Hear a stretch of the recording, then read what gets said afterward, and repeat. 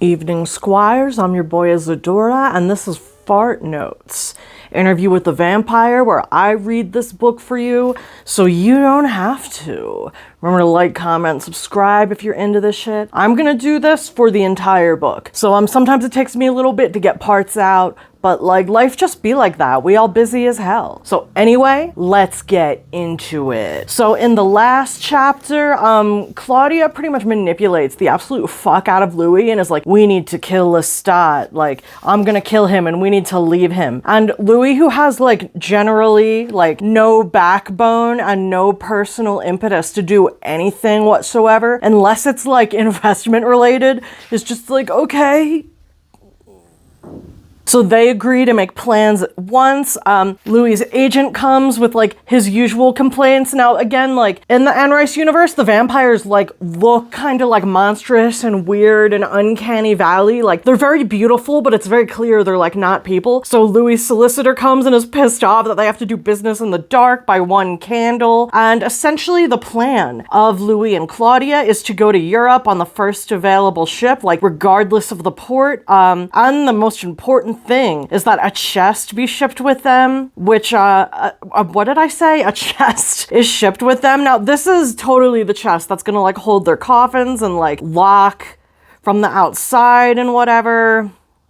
So anyway, Louis is like, yeah, I plan to leave Lestat some like shops and townhouses and shit so he could keeping like money. For years, Louis says that he'd intentionally kept Lestat like dependent on him in terms of money to like kind of get some power back in the really fucked up dynamic they have. But Louis is like, you know what, I think that if I leave him enough to like live well, he won't care that much and we can just leave.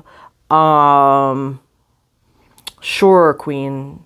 Sure, Jan. So of course, like Louis is kind of pissing himself because he's like, I know Lestat can read any emotion that I have and I can't hide our plans from him. So Claudia's kind of still like tormenting Lestat a little bit, like biding her time, excited about leaving him and taking revenge and whatever. Louis is just kind of like shaking like a little chihuahua fucking constantly.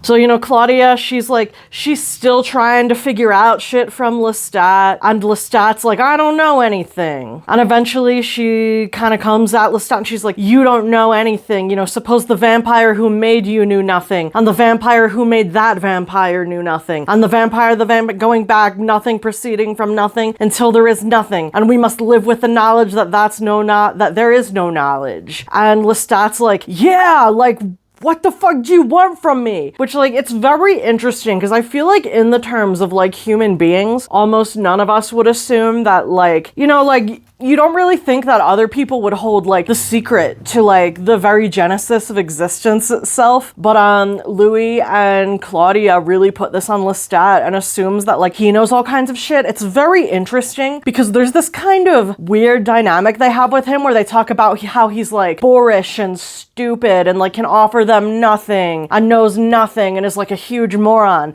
But they also accuse him of keeping, like, the very secrets of life itself from them, which is like kind of interesting. But yeah, in the whole section of like, you know, nobody knows anything, I put in my notes like that's just low-key what being a person is like. But yeah, I do find it really, really fascinating that they're like both deeply angry at Lestat because they suppose he knows the secrets of the universe, but every time they talk about him like he's like the dumbest bitch who ever dumbed.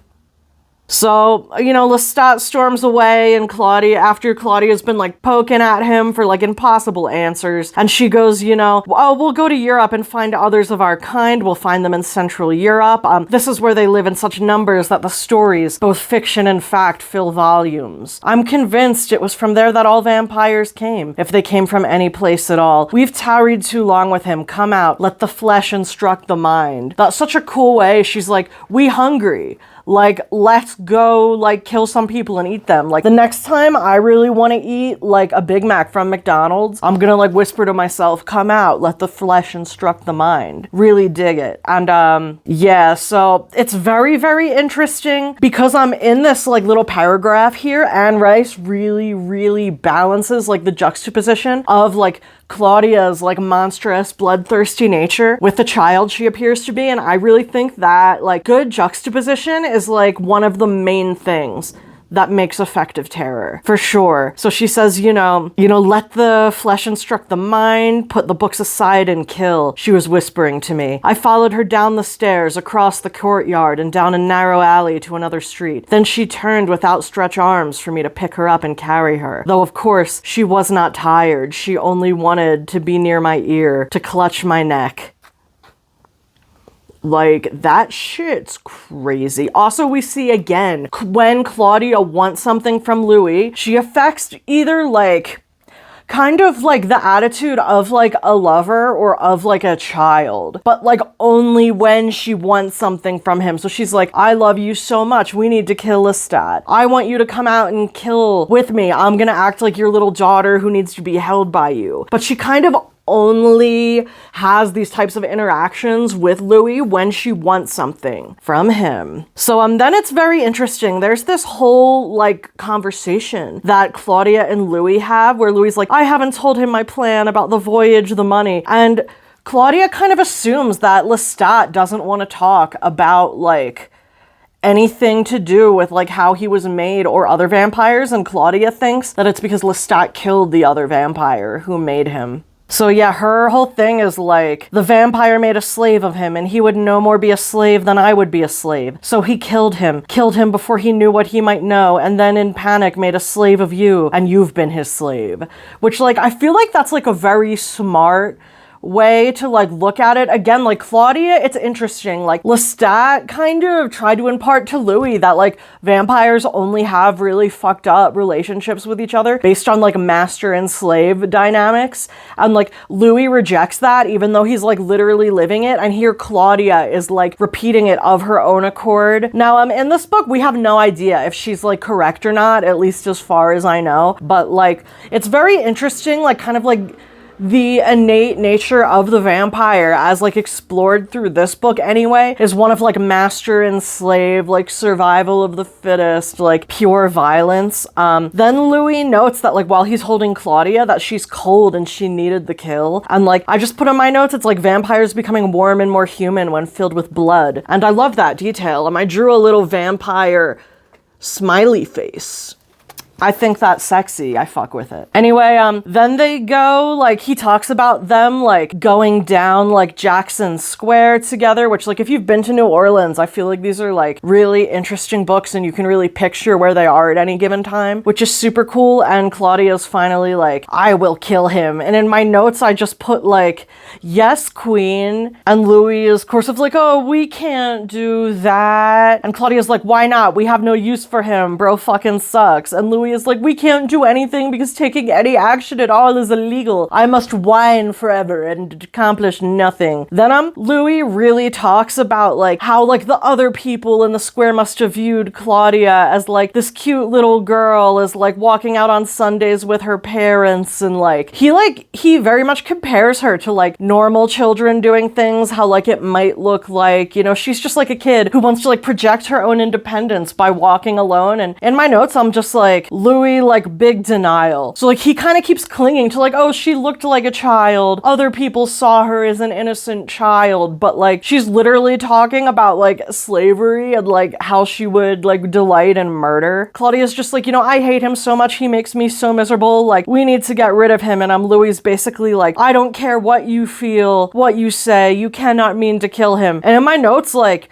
Louis does not care what anyone feels or says. Like, very Louis de Pointhillac behavior. So of course, Louis is like, no, you can't do it. And Claudia's like, I will do it. And then of course, Louis is like, oh, it's just so annoying. I've never seen anybody like bitch so much all the time and literally do nothing. And like when Claudia's like, hey, like we have a problem, I know how we can solve it, Louis is like, no, you can't. So of course, Claudia starts out with the whole like, I love you, Louis. Again, she only expresses love when she wants something from him, to convince him of something, to get her to do to get him to do something. And you know, Louis is just like, then listen to me, Claudia, I beg you. Like, I can't bear this. And Claudia, she's badass. I love Claudia. She was like, No, Louis, she whispered, I can kill him, and I want to tell you something else now. A secret between you and me. The secret is, Louis, that I want to kill him. I will enjoy it. And I'm just like, yes, queen. Like, so actually, I think it's kind of a thing where, like, either this is the innate vampire nature or Claudia and Lestat are just so similar that, like, they can't be near each other for more than 4 minutes. Then over this whole paragraph down here, I just put yo, and I'm gonna read it to you because it fucked me up. So Louis goes on, I knelt beside her, speechless, her eyes studying me as they'd done so often in the past. And then she said, I kill humans every night. I seduce them, draw them close to me with an insatiable hunger, a constant never-ending search for something, I don't know what it is. She brought her fingers to her lips now and pressed her lips, her mouth partly open so I could see the gleam of her teeth, and I care nothing about them, where they came from, where they would go, if I did not meet them on the way. But I dislike him. I want him dead, and I will have him dead. I shall enjoy it. And Louis is just like, no, you threaten a life which might endure till the end of the world. Wah, wah, wah, wah, wah. And then Claudia goes straight up a Highlander. She was like, do you think I'll possess his power and my own power when I take him? I'm like,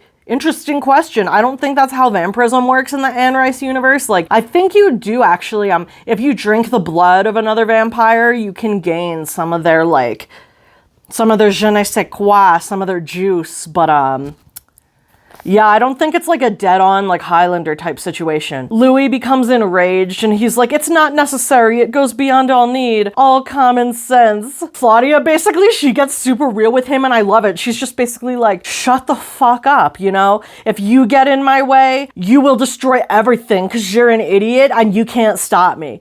And I'm just like in my notes, like, LMAO, tell him he's fucking useless, girl. Louis literally is. And then he says, you know, she was gone then in a flurry of bonnet ribbons and clicking slippers. And he just walks around moping. But then, of course, like, the thirst, the desire for a kill is, like, rising in him. And he describes it as, like, it's a string which is pulling me through the labyrinth. I am not pulling the string. The string is pulling me. Now, there's a lot of, like, mythical and, like, biblical allusions throughout this book. So, like, I thought this was really cool. Now, if you don't know, there's, like, in Greek mythology, there's this myth where the goddess Ariadne gives, or is it Ariadne? I don't know, I'm illiterate. Anyway, she gives Theseus a ball of yarn to guide him, like, in and out of the labyrinth when he goes into the labyrinth to slay the Minotaur. In the story, this string is, like, a divine thing, like, guiding Theseus, like a gift of a goddess, like, guiding Theseus through this labyrinth, like, towards and away from danger to help him on a quest. And, like, Louis kind of distraught. Now, again, like, if you look into, like, mythology on minotaurs and beasts are often used as kind of, like, representations of, like, the animal nature of man. Like, when you see combinations of man and animal throughout mythology, that's kind of often, like, what they represent. So, like, in the myth, like, Theseus is kind of, it's kind of a representation of, like, using the divine wisdom of gods to, like, slay your base desires. So, like, Louis is kind of talking about how, like, the string of, like, he's being pulled, like, entirely by the string of base desire through a labyrinth. I just thought that was, like, a super cool, like, illusion. Yeah. So then he sees a young boy, a boy so young, he had the smooth, plump cheeks of a child. What is it with Louis and, like, children, man? And he describes, like, I'm guessing by boy he's talking about, like, a teenager or something, because, you know, he's kind of drunk. He smells like cologne and salt, which is, like, a fragrance I love. And there's just such an exquisite of, like, beautiful tension of kind of Louis being, like, pulled by his base desires to, like, consume the blood of this, like, young man. And as they pass, like, Louis kind of dying to eat him, and he just, like, kind of gives up and, like, tells the young man to pass him by. And there's just, like, an exquisite tension between life and death, between, like life and death, youth and death, like, violence and desire. And eventually Louis just tells him to, like, pass by fast, and the dude lives. It's just, like, there's so many of these beautiful moments where, like, you don't know. I think that's actually something that kind of makes Louis' character work. It's like, if you see Lestat, you know he's probably gonna, like, kill whoever he wants, but, like, the like moral and deep misery of Louis kind of makes a constant tension of whether anybody who passes by him will live or die. So like there's a tension and a suspense there that exists specifically because of like Louis's internal conflict, which again makes for like a more interesting horror read. Anyway, that's the end of that section. Thanks for joining me on this journey. I know it took me a little while to get this out. I am still working on this, even though it's like not that popular, but I love to do it. It's like, why do I do it? Because I like to do it. All right. Remember to like, comment, subscribe, haunt, laugh, love, and I'll see y'all eventually. Bye.